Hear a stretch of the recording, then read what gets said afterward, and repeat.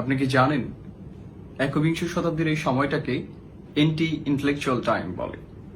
অর্থাৎ এই সময়ে কোনো বুদ্ধিভিত্তিক আন্দোলন বিকাশ লাভ করবে না এবং মানুষ আসলে এই সময়ে চিন্তা থেকে বিরত থাকবে। এটার কারণ হচ্ছে সোশ্যাল মিডিয়া। আপনারা জানেন যে সোশ্যাল মিডিয়ার কারণে আমরা আসলে চিন্তা করার সময়টুকু পর্যন্ত পাই না। তাছাড়া আমরা যে সময়ে বসবাস করছি সেটা কিছু অর্থে পোস্ট মডার্ন হলেও আমাদের চিন্তা চেতনা আসলে এনলাইটেনমেন্টের আলোকে আলোকিত। অর্থাৎ আমরা সবকিছু বাইনারি চিন্তা করি। বাইনারি মানে হোয়াইট ব্ল্যাক, তারপর হচ্ছে এই পার্টি ওই পার্টি, মানে এই দুইটার মাঝে যে কোনো অবস্থান আছে এই অবস্থান আমাদের মধ্যে কাজ করে না, মানে আমরা স্ট্রাকচারের বাইরে চিন্তা করতে পারি না। এই সময় 21 শতকে এসে এইটা খুবই প্রবল ধারণা। বাংলাদেশে যখন কোনো ফেসবুকে আলোচনা শুরু হয় তখন আসলে দুইটা পার্টি তৈরি হয়, দুইটা গ্রুপ তৈরি হয় এবং প্রত্যেক গ্রুপই চায় যে সব আলোচনা তাদের ভেতরে আনতে। আমাদের মস্তিষ্কে এই দুই বাইনারি চিন্তা গেঁথে আছে এবং আমরা যখন কোনো কিছু এনকাউন্টার করি, আমরা আবিষ্কার করি, আমরা এই দুই বাইনারির ভেতরে সেটা প্রবেশ করাতে চাই।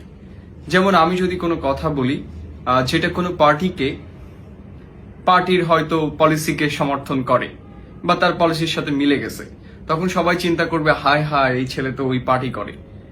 আবার ধরেন আমি একটা কথা বললাম যেটা আরেকটা পার্টির এগেনস্টে চলে গেছে, সবাই চিন্তা করবে আরে তার মানে ছেলে আরেকটা পার্টি করে। কেন? আসলে সে তো চাইলে কোনো পার্টি না করেও কোনো দলের সমালোচনা করতে পারে বা ওই দলের কোনো একটা ইনিশিয়েটিভকে সাপোর্ট করতে পারে। এই যে মধ্যবর্তী কোনো জায়গা বা আলাদা কোনো একটা স্পেয়ার পৃথিবীতে আছে, এই জিনিসটা কল্পনা না করাই হচ্ছে আধুনিকতম সমস্যা, অর্থাৎ চিন্তা না করার সমস্যা। আমরা সবকিছু হোয়াইট অ্যান্ড ব্ল্যাক এই দুই পাশেই দেখি, এর মাঝখানে যে কিছু থাকতে পারে।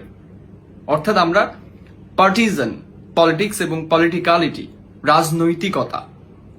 রাজনৈতিকতা এবং রাজনীতি করা একই জিনিস না। আমি আমার স্টেটমেন্ট রাজনৈতিক হতে পারে কিন্তু আমি কোনো পার্টিজান পলিটিক্স নাও করতে পারি। এই জিনিসটা আপনাকে কল্পনা করতে হবে। আরো একটা ব্যাপার, ফেসবুক যেহেতু কোনো রিয়েলিটি না, এটা হচ্ছে হাইপার রিয়েলিটি, অর্থাৎ রিয়েলিটির চেয়েও ওপরে আর কি।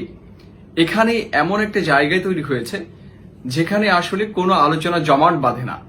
একটা ইন্টেলেকচুয়াল প্রবলেম যখন আইডেন্টিফাই করা হয়, পৃথিবীতে কোনো সমস্যা যখন তৈরি হয়, সেই সমস্যাকে জমাট বেঁধে যদি আলোচনা না করা হয় তার সমাধান আসলে আসে না। ফেসবুকে দেখবেন ইস্যুর পরে ইস্যু আসতেছে, ফলে আপনি আসলে কোনটার দিকে নজর দিচ্ছেন সেটা আপনি নিজেও জানেন না। আজকে একই সাথে 3টা ইস্যু আসছে, আপনি একটা বিষয়ে মন্তব্য করলেন, কালকেই ভুলে যাবেন সেই ইস্যুটা। এই যে ভুলে যাচ্ছেন, এর ফলে আসলে কোনো ধরনের চিন্তা, কোনো ধরনের সমর্থন, কোনো ধরনের সমস্যার সমাধান আসলে বের হচ্ছে না।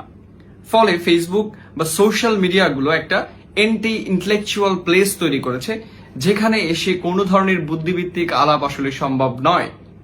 অর্থাৎ তৃতীয় বিশ্বের দেশ এবং প্রথম দ্বিতীয় বিশ্বের যে দেশই বলেন না কেন, বেশিরভাগ দেশের মানুষই এই হাইপার রিয়েলিটির ভেতরে বসবাস করতেছে, যার ফলে এই যুগে এসে দেখবেন চিন্তা কোনোভাবেই বিকশিত হচ্ছে না, বরং আমরা পূর্ববর্তী চিন্তাগুলো পুনরুৎপাদন করতে বেশি ব্যস্ত হয়েছি। সো আমরা বলি না modern problems need modern solution. So আমরা আসলে মডার্ন প্রবলেমকে আইডেন্টিফাই করতে পারতেছি না। সো ফেসবুক দুনিয়াতে যারা আসলে বিদ্যা চর্চা করতে চায়, জ্ঞান চর্চা করতে চায়, তাদের ক্ষেত্রে এই সমস্যাটা প্রচন্ড রকমের দেখতে পাবেন যে মানুষ আসলে বাইনারি দিকে ভাগ হয়ে গেছে। কেউ হয়তো এই পার্টি, কেউ ওই পার্টি। এর ভেতরে যে মানুষ কোন রকম চিন্তা করতে পারে, এই চিন্তাটা তাদের ভেতর তৈরি হয় নাই। এবং এই চিন্তাটা আসলে ফেসবুকে ব্রুট ফোর্স করে তৈরি করা সম্ভব না, কারোকে ফোর্স করে তৈরি করা সম্ভব না। কারণ ফেসবুক একটা হাইপার রিয়েল জায়গা যেখানে আপনি আসলে সরাসরি কনভারসেশন করতে পারতেছেন না। মানুষ আসলে মানুষ থেকে একটা নতুন আইডেন্টিটিতে চলে যাচ্ছে। মানুষ কোনো সময় রোবটে তৈরি হচ্ছে, মানুষ কখন একটা ইউজার হয়ে যাচ্ছে। এখনকার যুগে মানুষ অ্যানোনিমাস হয়ে যাচ্ছে, অর্থাৎ মানুষ তার আইডেন্টিটি থেকে বেরোয় এসে অন্য একটা জায়গায় চলে যাচ্ছে। সো মানুষ যখন তার মানুষের জায়গা থেকে জাস্ট আরেকটা কিছু হয়ে যাচ্ছে, এই আরেকটা কিছু হয়ে যাওয়া এটাই হচ্ছে সমস্যা, মানে half machine half human. So মানুষ যখন হাফ মেশিন হাফ হিউম্যান হয়ে একটা ইউজার হয়ে যাচ্ছে, একটা অ্যানোনিমাস পার্সন হয়ে যাচ্ছে, তখন তার সাথে আসলে ইন্টেলেকচুয়াল ডিবেট করা ইজ ভেরি ডিফিকাল্ট, এবং সে তার সবসময় চিন্তাটা বাইনারি কেন্দ্রিক হচ্ছে, যে ধর্ম নাকি অধর্ম। অর্থাৎ ধর্ম সম্পর্কে আপনি যদি মন্তব্য করেন কোনো জায়গায়, সেটা যে কোনো ধর্ম হতে পারে, সাথে সাথে আপনি অধার্মিক হয়ে গেছেন, অর্থাৎ নাস্তিক হয়ে গেছেন। তার মানে মানুষ এই দুই বাইনারির ভেতরে আর কোনো চিন্তা করে না। একজন ধার্মিক মানুষও ধর্ম সম্পর্কে প্রশ্ন তুলতে পারে, নানা ধরনের ইস্যুতে প্রশ্ন করতে পারে, তার মানে এই না যে সে ধর্ম থেকে বেরিয়ে যাবে।